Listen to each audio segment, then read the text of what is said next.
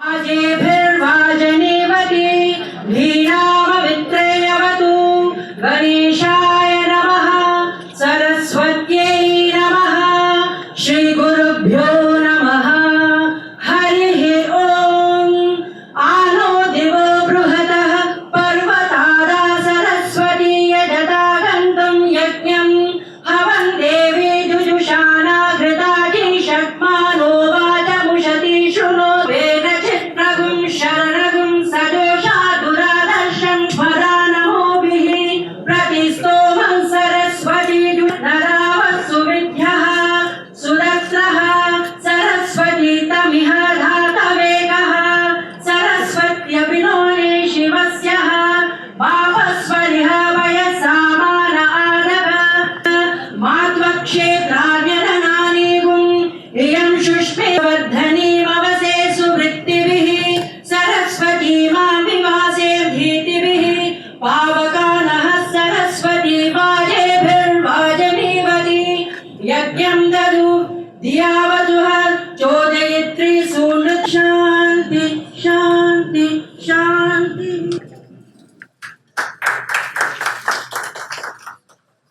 Doctor Kapil Tiwari ji का स्वागत करने हेतु जनजातीय परंपराएं इस राष्ट्रीय संगोष्ठी के दो बिंदु हम सब इसमें दीजिए।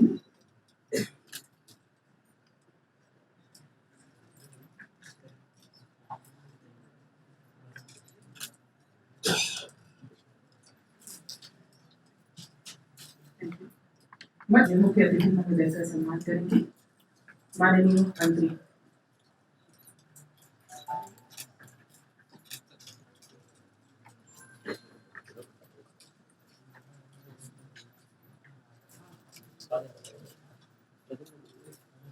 बीच वक्तव्य के लिए पधारी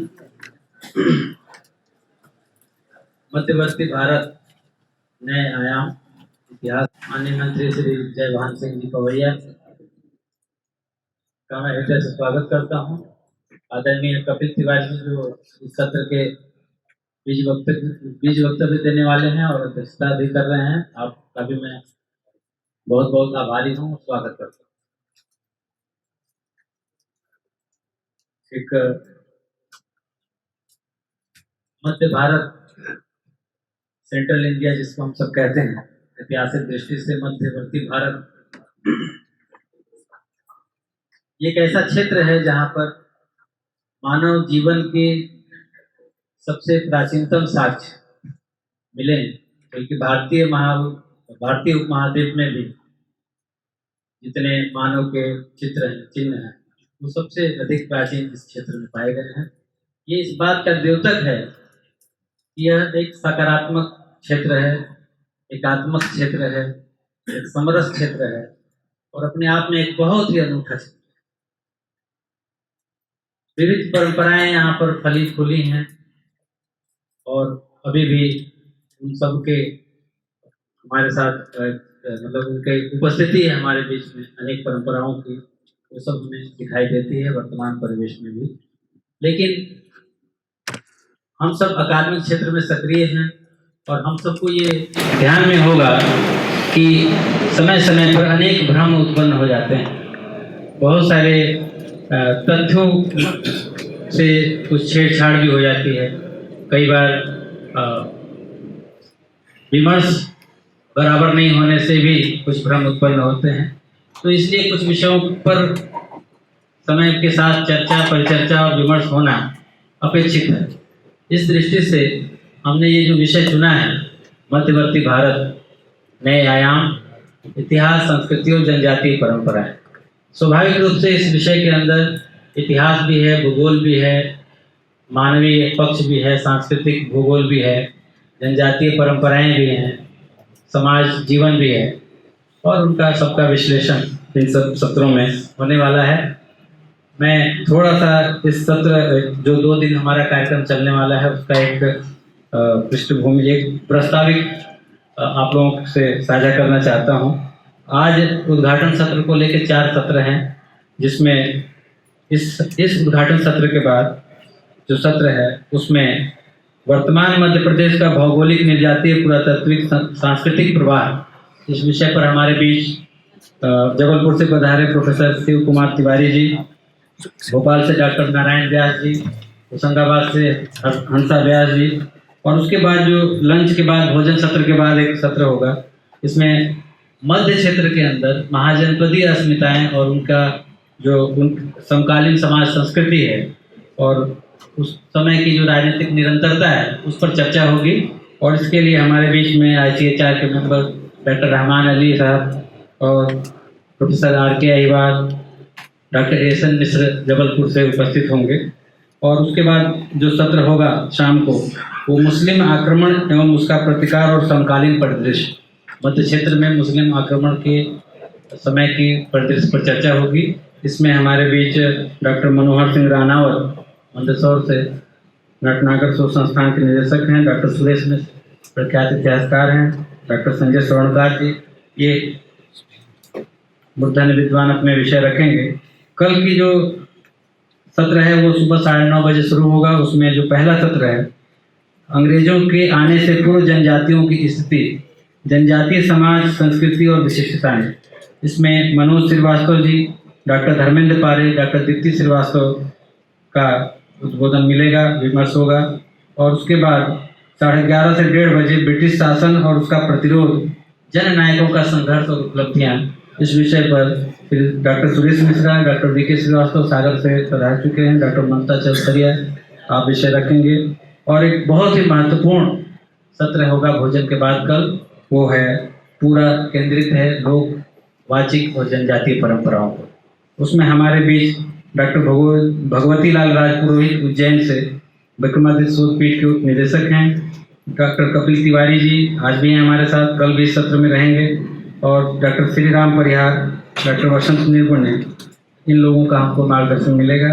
और सारांश सत्र जो कल होगा, जिसको आमतौर पर समापन सत्र कहा जाता है, लेकिन हमने सारांश सत्र कहा है कि 2 दिन जो विमर्श होगा उसका जो सारांश निकलेगा और जो आगे की रणनीति या कुछ जो भी हम लोगों को काम करने का कुछ प्रेरणा मिलेगी, उसके लिए वर्तमान वैचारिक सामाजिक सांस्कृतिक परिदृश्य, चुनौतियां, उनके स्वरूप और समाधान, इस विषय पर पद्मश्री अशोक भगत रांची से विकास भारती के सचिव हैं, वो पधारेंगे, वो हमारे बीच अपना वक्तव्य देंगे। और इन 2 दिवसों में इन सारे विषयों पर विद्वान अपनी बात रखेंगे। उसके अलावा विमर्श की बड़ी अच्छी एक हमने इसमें समय रखा हुआ है, हर सत्र में 20-25 मिनट एक अच्छा विमर्श, स्वस्थ विमर्श होगा। आप सब उसमें भागीदारी करेंगे, ऐसी हमारी अपेक्षा और आशा है। इसके हमने विद्वानों की बात आपसे बताई दी है, सत्रों की रचना बता दी है, कुछ सूचनाएं इस मंच से मिलेंगी आपको। और मैं आप सभी का एक बार पुनः स्वागत और अभिनंदन करते हुए अपनी बात समाप्त करता हूं और आगे की कार्रवाई के लिए संचालन कर रहे हैं डॉक्टर मनीषा शर्मा को निवेदन करता हूं। थैंक यू सर जानकारी के लिए। हम सभी इस बात से सहमत होंगे कि इतिहास निर्माण के लिए एक जीवन भी अमूल्य हो सकता है। यह बात जनजातीय और लोक संस्कृति कला रूपों और मौखिक साहित्य परंपराओं को संवारने में योगदान देकर डॉक्टर कपिल तिवारी जी ने साबित किया है।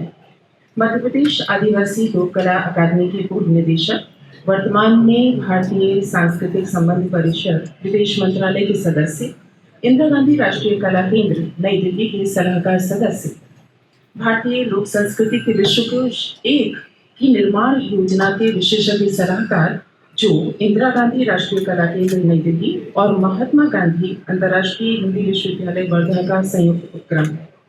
मध्य प्रदेश शासन संस्कृति विभाग की संस्कृति परिषद के सदस्य और भारत भवन की जो बहुकला केंद्र है, न्यासी सदस्य।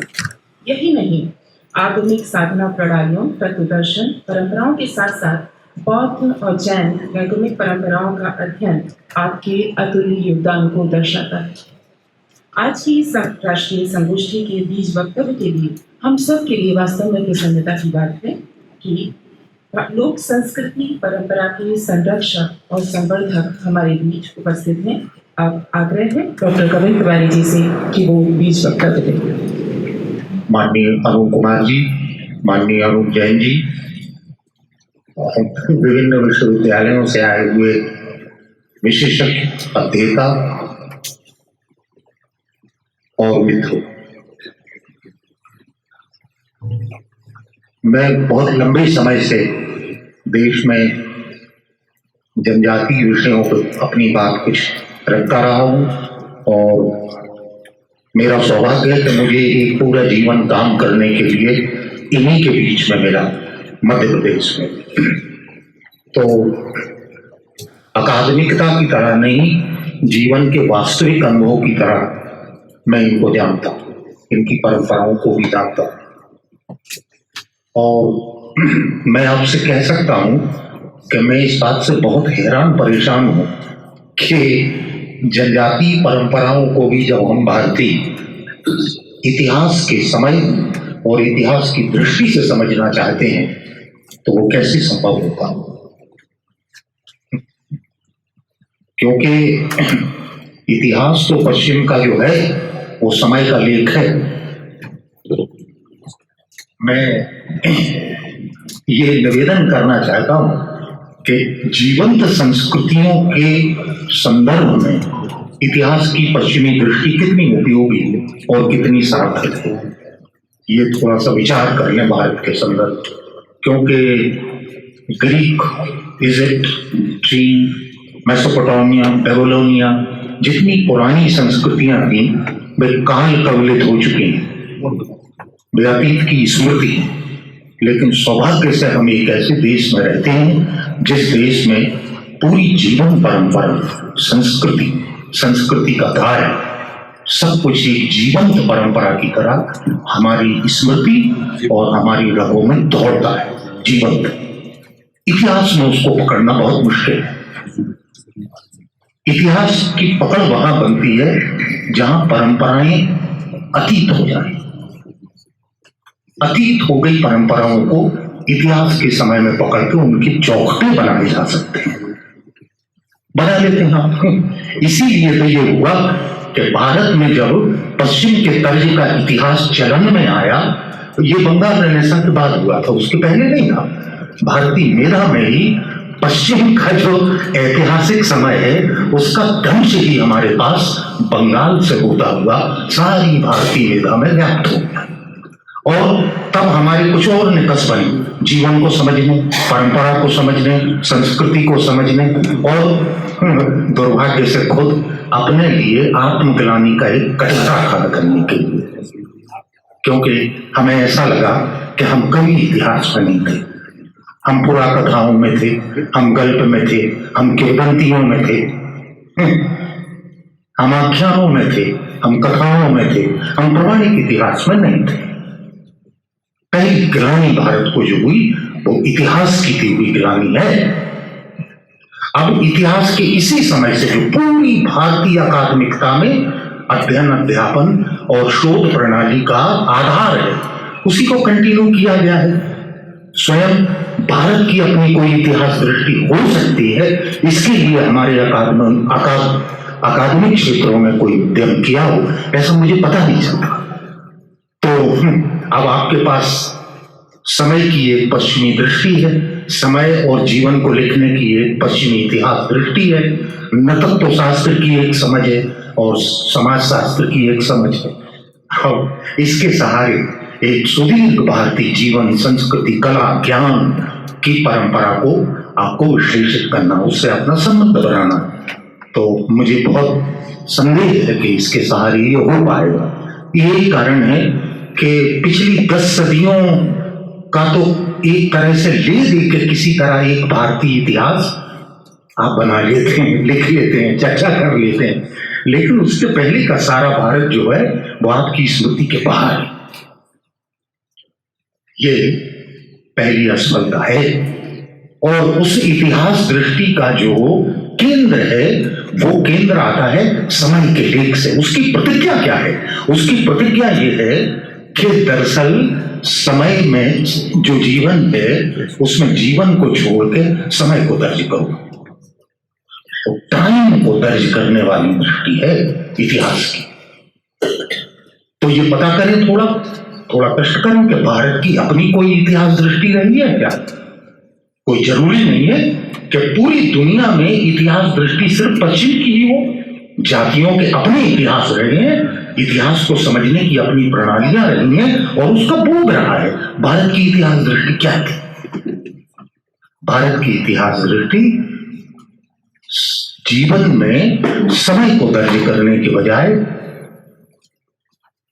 जीवन के सार को दर्ज करने की एक दृष्टि रही है। इसीलिए वो समय का बही खाता नहीं है, वो समय का बही खाता नहीं है। कौन कितने समय तक राज्य करता रहा ये महत्वपूर्ण नहीं था उसमें महत्वपूर्ण ये था समय में जीवन जीते हुए समय की अगली पीढ़ी के लिए क्या देखना है, क्या सार। इस दृष्टि ने हमें भारत की ऐतिहासिक समझ दी थी। अब औपनिवेशिक कालों में भारत को जब जबरदस्ती पाठ्यक्रमों की तरह, विषय की तरह एक तरह के पश्चिमी इतिहास के फॉर्मेट में समायोजित करने की कोशिश की गई तो भारतीय बौद्धिकता में बहुत सारे अंतर्विरोध जन्मे।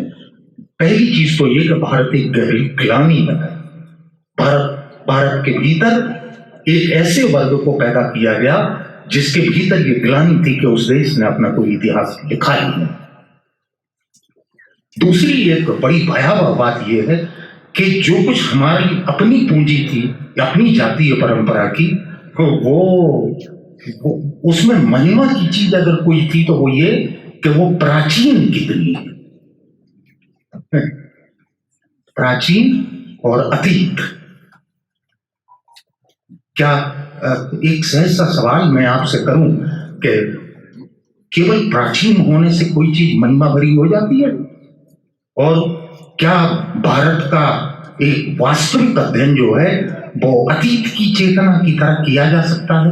पुरातत्व में, इतिहास में क्या ये संभव है?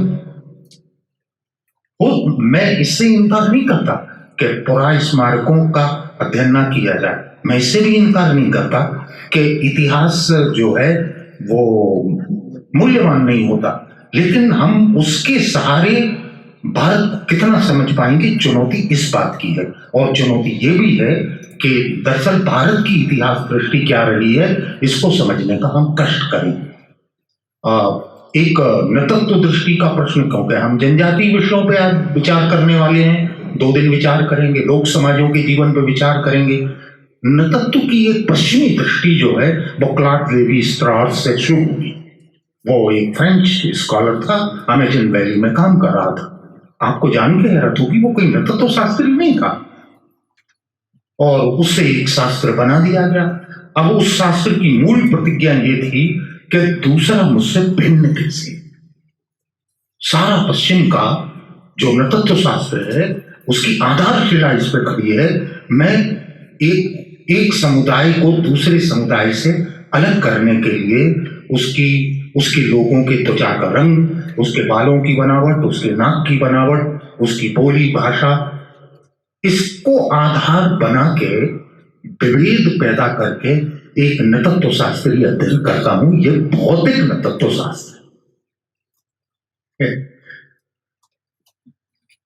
क्या भारत की अपनी कोई नतत्व दृष्टि है?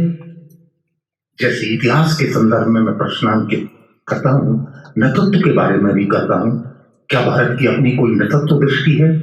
भारत की एक नतत्व दृष्टि ये है कि आपकी त्वचा का रंग, आपकी बालों का रंग, आपके नाक की बनावट, आपका कद और आपकी भाषा मुझसे अलग हो सकती है। मैं इसमें उत्सुक नहीं, मैं इसमें उत्सुक हूं कि मुझमें और आप में समानता क्या, हम मनुष्य। भारतीय नतत्व दृष्टि के केंद्र में जो चीज काम करती है वो ये अभेद दृष्टि है, और इस अभेद दृष्टि को अगर हम छोड़ के पश्चिम के नतत्व शास्त्र की दृष्टि से भारतीय जनजातियों को समझना शुरू करेंगे तो हम अंततः विभेदों को पैदा ही करते चले जाएंगे। क्या आपको याद आता है कि अब से 50-60 साल पहले हमारी जनजातीय अस्मिताएं आज जिस एक तरह के विभाजनकारी अलगाववाद की शिकार बनाई जा रही हैं, उसके पहले कभी ये स्थिति थी? ऐसा क्यों हुआ है? आप इस बात पर विचार करें कि ये पूरा भारतीय समाज एक त्रिस्तरीय समाज संरचना है, जिसमें आरण्यक समुदायों का जीवन, इसमें ग्रामीण लोक समाजों का जीवन और इसमें नगरीय संस्कृतियां एक साथ विकसित थी। वे परस्पर थी और स्वायत्त भी थी। कोई किसी पर हस्तक्षेप नहीं करता था, कोई अपनी जीवन प्रणाली, मूल्यबोध, नैतिकता, देवता, धर्म लादने की कोशिश नहीं करते थे। लेकिन पहला सेंसस हुआ भारत और वो जाति आधारित था। याद करिए जरा, सर हीरा और रसेल इसी सैंटन प्रोविंस में 2 वॉल्यूम में है वो। और पहली बार भारत को ये बताया गया कि कुछ समुदाय ऐसे हैं जो आदि मानव हैं और बाकी समुदाय कुछ ऐसे हैं जो बाहर से कहीं आक्रमणकारी की तरह आ गए। एक भेद दृष्टि उससे पैदा हो गई। फिर जातियां, लोक समाजों का जो अध्ययन किया उनको जाति आधारित कर दिया। इसलिए मेरा आग्रह इन विषयों पर विचार करते हुए इस पे थोड़ा सा अवधान दीजिए कि पश्चिम के नृतत्व शास्त्र को हमारी अकादमिकता का विषय बनाने के साथ एक कॉलोनियल वेपन की तरह भी नृतत्व शास्त्र का इस्तेमाल किया। वो एक औपनिवेशिक हथियार, विभाजक।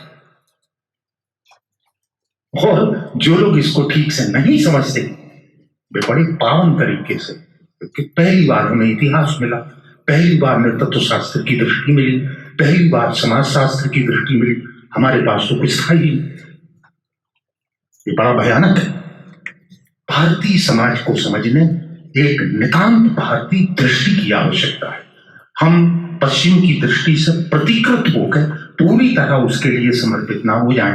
हम उन जड़ों की लगातार खोज करते रहें और दृष्टियों की खोज करते रहें कि हम अपने समाज का अध्ययन अपनी आंखों से कैसे कर सकते हैं। निर्मल वर्मा जब ये कहते थे कि भारतीय परंपरा को जब हम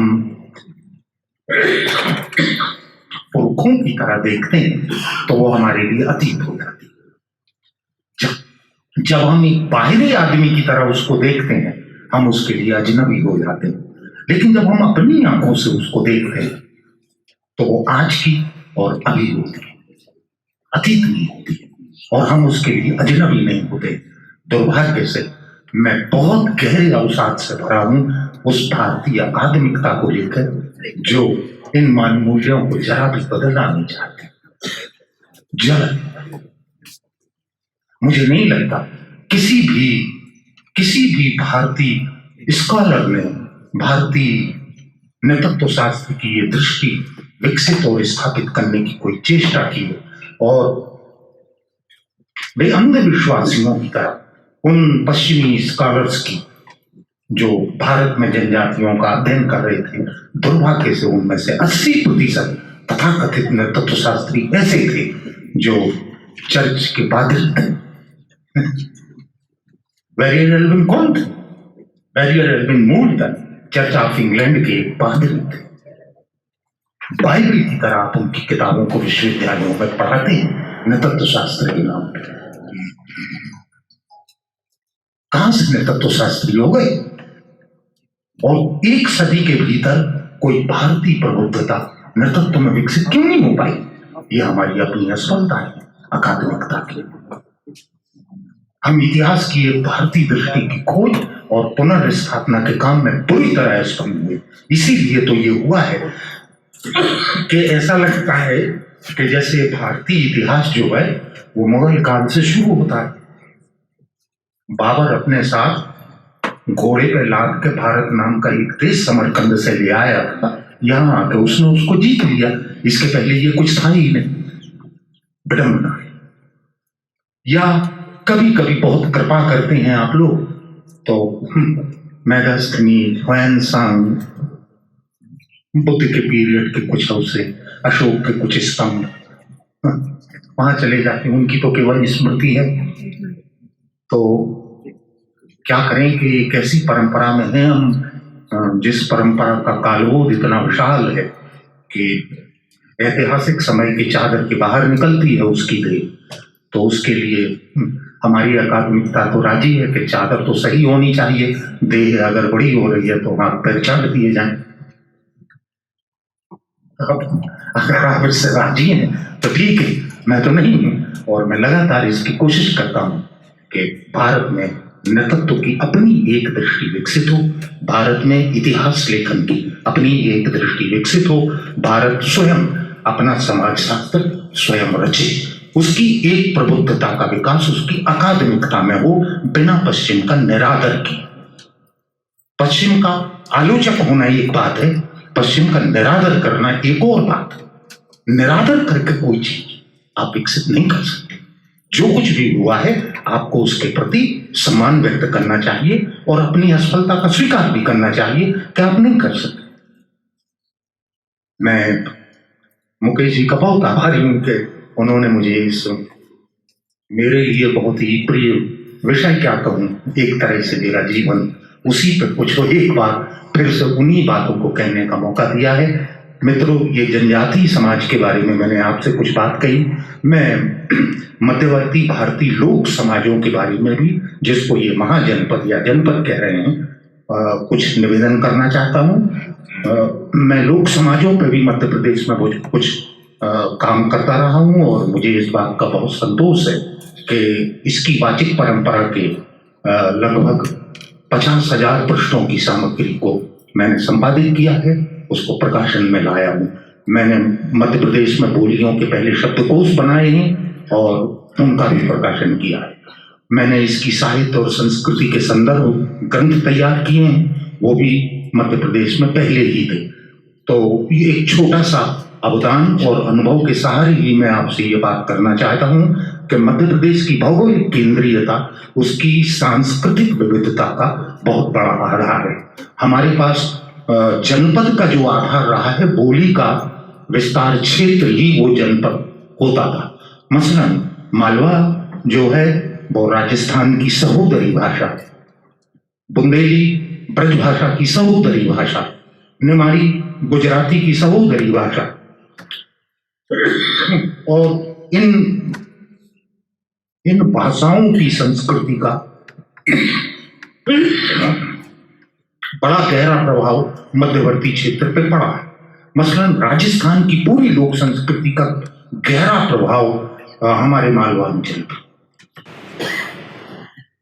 लेकिन इनका अपना जो सांस्कृतिक वैविध्य और जो समृद्धि, उसको समझने के लिए हमारा इतिहास एकदम अनुत्सुक। हम कभी स्थानिक इतिहास में जाना भी नहीं चाहते और स्थानिक इतिहास के बिना, जनपदी सांस्कृतिक परंपराओं को समझे बिना और जनपदों की वाचिक परंपराओं को समझे बिना एक वास्तविक प्रामाणिक भारतीय इतिहास नहीं लिखा जा सकता, ऐसा मुझे लगता है। मैं आशा करता हूं कि आप लोग इस पर कुछ विचार करेंगे और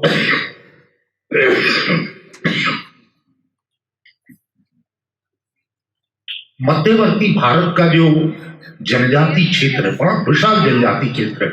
जैसा मुकेश ने इशारा किया कि ये जो गोंडवाना का पूरा क्षेत्र है, जियोलॉजी में काम करने वाले लोग इस बात को बहुत अच्छे से जानते हैं कि वो धरती की पहली ऐसी परत है जो सबसे पहले सूखी, रहने लायक और जीवन आरंभ करने लायक धरती बनी थी।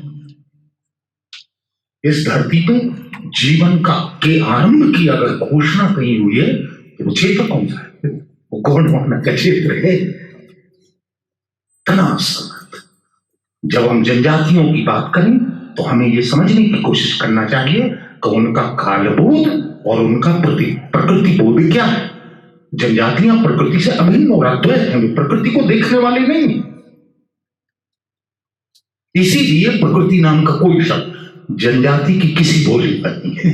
वो समझ ही नहीं पाते। जब आप वहां जाके कहते कि प्रकृति कितनी सुंदर, तो वे समझ नहीं पाते कि आप किस चीज को सुंदर कह रहे हैं। अभिन्न, अद्वैत, अटूट, निरंतर, एक साथ, एकजुट, उसका हिस्सा। इसीलिए उनके पुरखे भी प्रकृति में हैं, उनकी मातृशक्तियां भी प्रकृति में हैं, उनके देवता भी प्रकृति में हैं। उनके लिए, देवताओं के लिए अलग लोक बनाने की जरूरत नहीं पड़ी, उन्हें पुरखों का अलग लोक बनाने की जरूरत नहीं पड़ी। वो मनुष्यों के साथ ही रहते हैं, देवता भी रहते हैं, पुरखे भी रहते हैं, मातृशक्तियां भी रहती हैं, मनुष्य भी रहते हैं, ये संवेद है जीवन का। लेकिन जो लोक समाज हैं वो प्रकृति को देखने वाले बन गए, प्रकृति से भिन्न बन गए। अंतर केवल इतना था कि लोक समाजों के पास प्रकृति पवित्र थी, पावन थी, इसलिए सहस्त्राब्दियों की जीवन यात्रा में खेती और पशुपालन करते हुए उसने कभी प्रकृति को नष्ट नहीं किया, प्रतिकृत रहा, उसकी पावनता के बोध से भरा रहा और ये संज्ञान उसके भीतर था कि ये हमारे जीवन का आधार है, अगर हमने इसको नष्ट कर दिया हम भी नष्ट हो जाएंगे। लोक समाजों में संस्कृति की जो लोक रचना हुई है, दरअसल उसके मूल में मांगलिकता की एक भावना है। लोक जो है गहन रूप से लौकिक है, वो नश्वर के भीतर रहता है, उसको मालूम है अलौकिक और दिव्यता उसकी कामना नहीं है, मोक्ष भी उसकी कामना नहीं। वो कहता है कहां जाएंगे मोक्ष लेकर, रहना जीना इसी संसार में, मरेंगे तो फिर से लौट के आने की कामना है। मैं अपने खेत में, अपने घर में, अपने बच्चों के पास, अपनी स्त्रियों के पास, अपने फूल पौधों के पास, अपनी नदी और सरोवरों के पास ही तो होना चाहता हूं। कौन सा और स्वर्ग होता है, कौन सा और मोक्ष होता है, ये लोक समाज की कामना है। उसकी संस्कृति के मूल में एक ऐसी लौकिक नश्वरता है जिसमें दिव्यता को भी वो उतारा जाता है। देवताओं से कहता है कि हमें बाल बच्चेदार भगवान चाहिए, हमारे सुख दुख तुम क्या समझोगे जो कर नहीं चला। उसने सैकड़ों लोक देवताओं की रचना की, उन देवताओं की रचना की जो उसके साथ उसके दुख में सहभागी हो सकते थे, उसकी प्रसन्नता में नाच सकते थे, वो जिसकी पूजा कर सकता था। अपने ही नैन नक्श में उसने सैकड़ों देवताओं और मातृ शक्तियों की रचना कर दी। ये वैदिक और पौराणिक देवलोक से समानांतर लोक की एक देव रचना है। अध्ययन करते हुए इसका अवधान भी करें, ये जीवन में मंगल का उदाहरण अद्भुत है। इसकी भाषाओं को देखें, इसके हार्द में प्रवेश करने का मार्ग कहां से आता, वो मार्ग है उसकी मौखिक परंपरा है, उसकी वाचिक परंपरा है।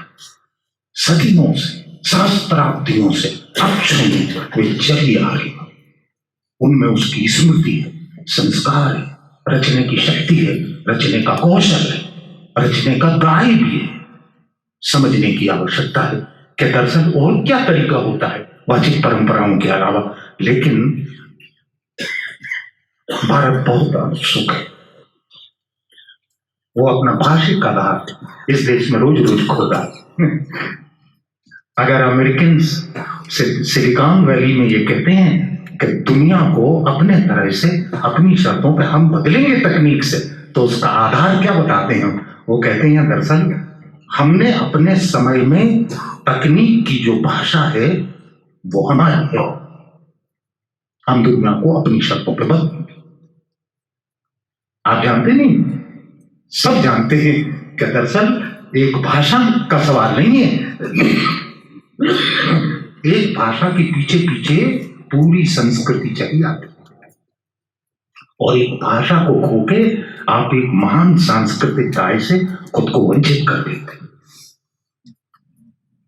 उन समाजों में जाने का मतलब क्या है? भारत के हार्द में प्रवेश करना। भारत की अकादमिकता गहन रूप से एक ऐसी भाषा में है जो उसके मातृबोध से नहीं निकली, और इसीलिए भारत में एक ही साथ दो भारत से यात्रा कर रही है। एक भारत जिसने जिम्मा ले लिया है कि जो छूटा हुआ भारत है उसको तो हर हाल में हमें मुख्य धारा में रहना है, और भगवान ही जाने कि मुख्य धारा में निश्चय करने वाले ये जो लोग हैं, इनके जीवन की मुख्य धारा किसने तय कर दी? यूरोप ने, अमेरिका ने, किसने?